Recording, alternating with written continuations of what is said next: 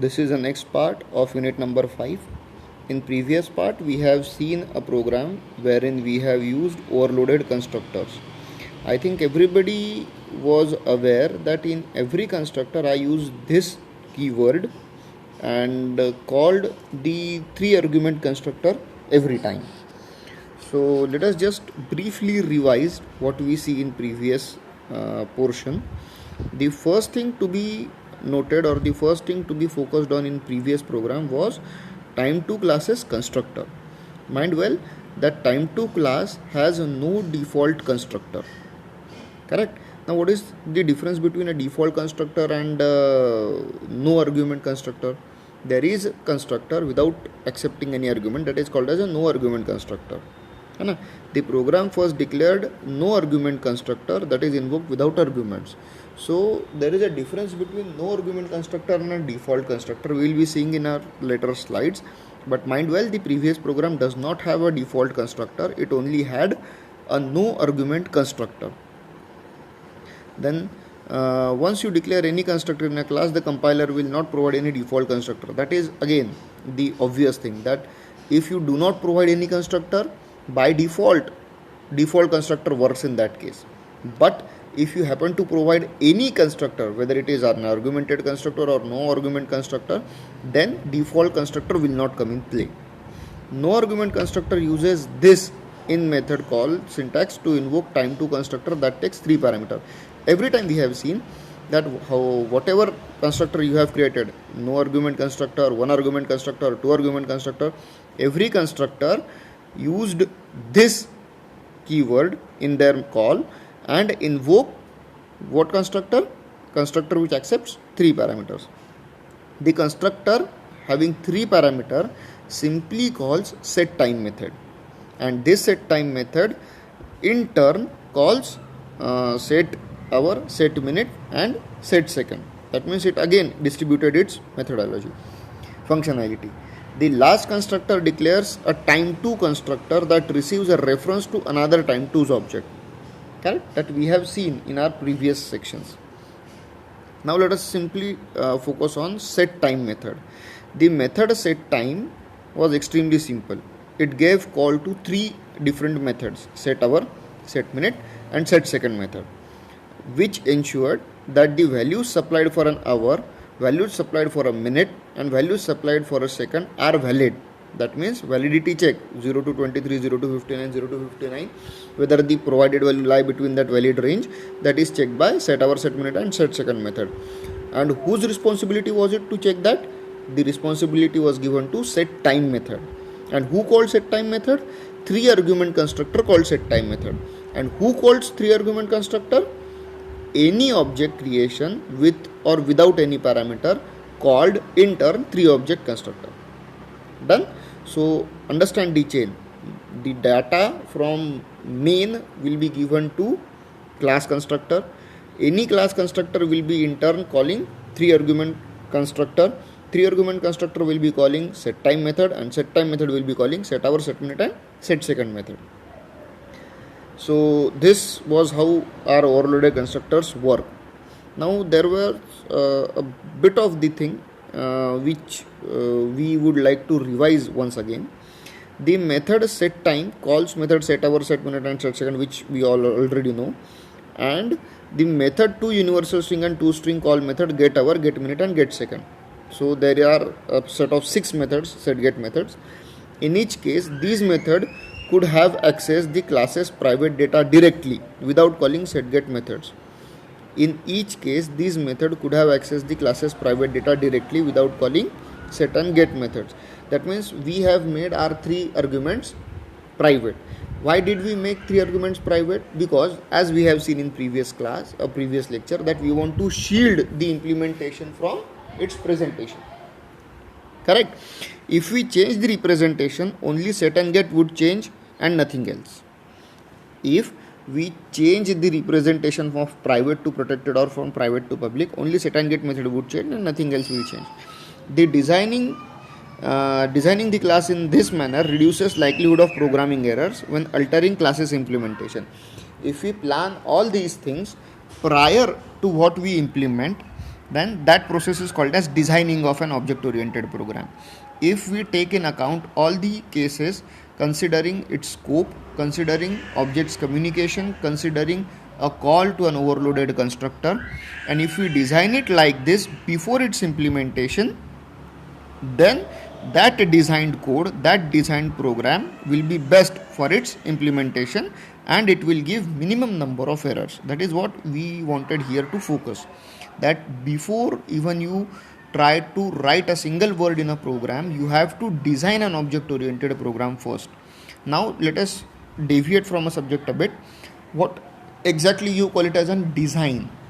We all know that designing is something which is done prior to implementation, correct?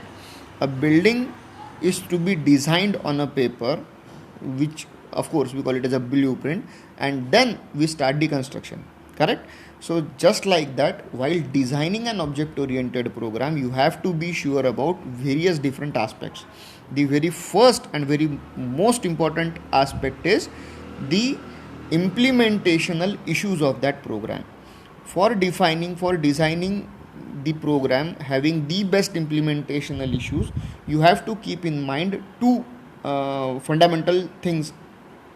The first is your code should be open for updation, but it should be closed for modification. I repeat, your code should be open for updation, but it should be closed for modification. Why am I saying this? Because if you can modify, if I gave a code to a client, and if client can modify that code, the dependent code on that portion, the dependency on which we develop henceforth, that dependency cannot get changed because of their scopes. So if I change one thing, the dependent things should be changed accordingly. Surprisingly, if that thing does not change, the code will collapse. Yes or no? So in that case, we say your code should be closed for modification, but at the same time your program should be so scalable that it should be open for updation. That means it should be easy to implement new things in that. Keeping in mind this most important aspect, if you write down, or if you can if you can chalk out the implementational plan, that implementational plan can be called as a design of a code. And to represent that design, we use designing language or modeling language. You call it as an UML. All these designing things are dealt in depth with you in 6th semester elective subjects, OOAD, Object Oriented Analysis and Design. Okay.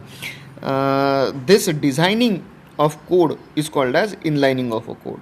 Most of the cases we do tend to inline the code without before implementation. Now there is a difference between a default and no argument constructor. And what is that difference? If you do not provide any in classes declaration, any constructor in classes declaration, the compiler creates default constructor. That means you have to provide a constructor if you don't want a default constructor. It's as simple as that. If you do not provide any constructor in classes declaration, the compiler creates a default constructor that takes no arguments when it is invoked. If your class declares a constructor, the compiler will not create a default constructor. It is as good as that. A compilation error occurs if program attempts to initialize an object of a class by passing the wrong number or type of arguments to the class's constructor. That simply means if you are creating a parameterized constructor having 2 arguments, or if you are creating another overloaded constructor having 3 arguments, if you are creating another overloaded constructor having 4 arguments having different types, and while creating and instantiating object you fail to give proper sequence parameters, then a compilation error might occur. This is what is explained in this point. That simply means a compilation error might occur if program attempts to initialize an object of a class by passing what? Wrong number. That means if your constructor has 2 argument, 3 argument and 4 argument, if you have 3 constructor, 3 overloaded constructor containing or accepting either 2 or 3 or 4 parameters, and you happen to pass 5 parameters, then that will be a compilation error. That is the first part of this last point. Second part says, or type of arguments of the classes constructor. That means if you are accepting integer type of values and if you are passing character type of values, in that case mismatch occurs and your your constructor gives an error. Similarly, we discussed get set methods in depth in previous section. Just one topic was missing, that set methods are also called as a mutator methods. Why they are called as a mutator method? Because they tend to mutate the value. And what do you mean by mutation? Mutation means they tend to change the value. If you want to reassign something, if you want to change the value, you use set methods. Why do you use set methods? Because the actual variable is private, you cannot directly change the value, so you require another public method to change. So to mutate that value, you require mutation methods or mutator methods. The get methods are also commonly known as accessor methods. Why? Because get methods work is extremely simple. They only return what they have. So they are only used for accessing the data. So that is the reason the name is given accessor method or query method. The next topic in this, this get set method versus public data, I think we have discussed this thing in a brief. Then how validity checking is done in set methods, we have gone through that thing again. So another point which we were discussing here is predicate methods, a method in which validity check is done. So those methods are known as predicate methods.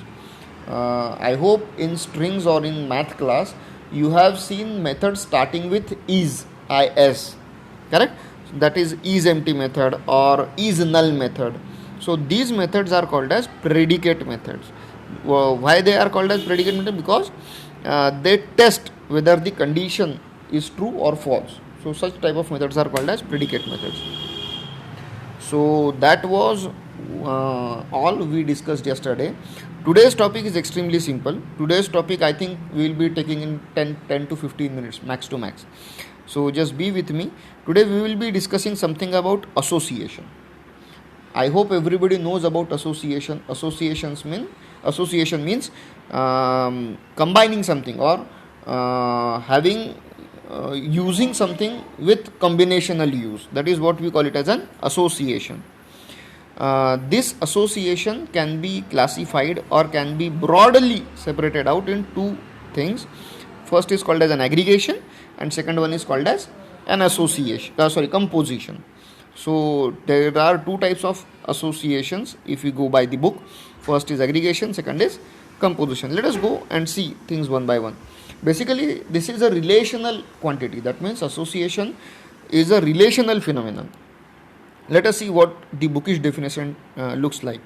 Association is a relation between two separate classes which establishes through their objects. So in simple words, what is association? If you access another class's objects in your class, that thing can be called it as an association. It's as simple as that. I have two classes. First class is called as class A. I have another class B. In class B, if you use objects of class A, that can be called it as an association. It is as simple as that. Association can be one-on-one or one-to-one, one-to-many, many-to-one, many-to-many, depending on the requirement of problem, depending on the requirement of client, we can create any type of association. In object-oriented programming, an object communicates to another object to use functionality or services provided by that object. See, this thing we have seen previously as well. In previous case studies which we discussed, might be in unit number 2 or unit number 3, we have seen that we have accessed another class's objects according to our wish in test class. Correct? Now what we will be doing, we will be creating two different classes and we will be accessing objects of these two different classes with the use of aggregation and with the use of composition. How? We will be seeing it later on.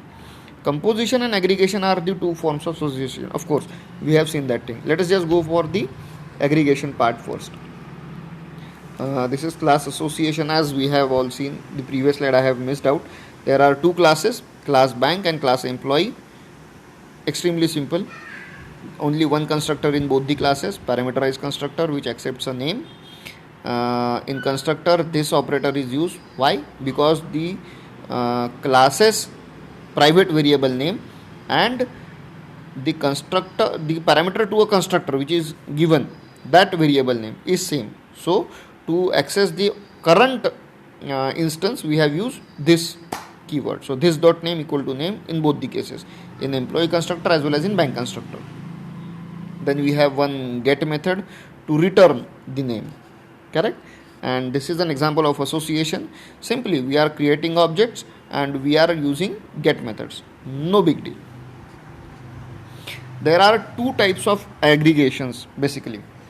But before that two type of aggregation, let us just see what aggregation actually is.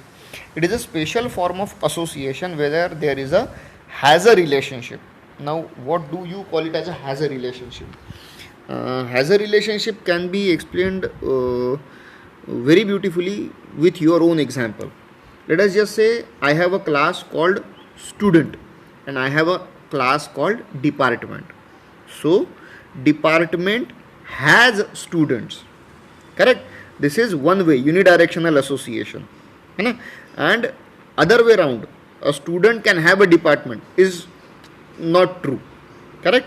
A student can have a department, matlab he cannot have multiple departments, but multiple departments can have students associated with them. So there is a unidirectional has a relationship. In next point, I think I have declared, or I think I have discussed that thing again. It is a unidirectional association, that is in one way relationship. A department can have students, but students cannot have a department. The vice versa is not possible, and thus this is called as an unconditional in nature. In aggregation, both entries can survive individually. That means if you delete a student, department will not stop working, or if department changes its functionality, it has nothing to do with the students. So in aggregation, the entities which are associated, they can be functioning individually. Change in one entity cannot be destructing or damaging to another entity. This is what an aggregation actually is. But in composition, that is not the case. Composition can be called as a dependency type of relationship. A composition is a restricted form of aggregation in which two entities are highly dependent on each other. It represents part of a relationship. Now to give you an example, I can say there is a class called shape and there is another class called square, correct? I can create object of shape as a shape s equal to new shape, and I can create object of square as square sq is equal to new square. Simple. But at the same time, I can do something like shape s equal to new square. Done. This type of relationship is called as composition. In composition, both entities are dependent on each other. When there is a composition between two entities, the composed objects cannot exist without another entity. That means if there are two entities which are associated with composition, change in one will reflect in another entity, or the change in second will reflect in first entity. Done. This is the best example of association. Composition. What we have done, we have created a class book containing one simple constructor initializing title and author. No big deal. Done. Another class we have created by the name class library, and in class library I have created an array list of objects of book. That simply means what will library have? Library have books. Other way around it is not possible. Books will not have a library, but library will have books. Correct? So this relationship is called as a composition. Clear? The complete program is given in further slides. How do you use it? How do you create object? How do you add new objects to your array list? How do you print it and how do you use it? That thing is discussed in this slide. What I wanted to enforce is the use of first class's objects in another class as an individual entity and creating a dependency is called as a composition. Correct? We will be discussing this composition in detail when we see what exactly an inheritance is. Correct? Because inheritance also has a dependency, but it is not aggregation type of association. It is another type of association where there is a type of relationship. Mind well, association aggregation has a type of relationship. In inheritance there is a type of relationship. We will be seeing this thing again in last unit. Another topic which this is the last topic which I am covering today. This is called as enumeration. I hope everybody is familiar with the term enumeration. Enumeration serves the purpose of representing a group of named constant in programming language. So for example, there might be a case when you are required to work on specific amount of data only. So for that specific amount of data, you cannot use generalized variable or generalized data sets. So for that, you have to create a concrete constants and use them as they are. Enumerations help you to use these things effectively. I'll tell you how. Enumerations are used when we know all possible values at compile time, actually before runtime. Such choices on a menu, rounding modes and command line flags, etc. It is not necessary that set of constants in enum type stay fixed all the time. That means you can change value of enum variables or enum enumerated entities at runtime as well. In Java, enums are represented using enum data type. Of course, Java enums are more powerful than C and C++ enums because of two things. First, C and C++ enums only work on values, whereas in Java, C enums can have any functionality. They can represent objects itself. Done. Another thing is there are various library methods, set of library methods available where enums can be effectively used, which are not provided in C and C++. In Java, we can also add variables, methods and constructors for enum. The main objective of enum is to define our own data type. See, I think this is going on the themes of data structure. We have seen in data structure that we created our own data structures. Correct? How did we create our own data structures? By using typedef keyword. Correct? So by using typedef keyword, we have renamed our structure as either rational or as a complex. The same funda we are going to use here. There we have created a new user defined data structure. Here we are going to create user defined data types. Correct? And to use that user defined data types, we are going to use enumerated or enumerations or enum. How things work out, let us see. See, I have created one enum here, enum color, and in that enum color I have created three entities, red, green and blue. Done. Enum is over. Now I have created another class where main method is present. So public class test, in that public static void main string args. Now I will be calling colors object. So color c1 equal to color dot red. And if I print system.out.println c1, it will be printing red.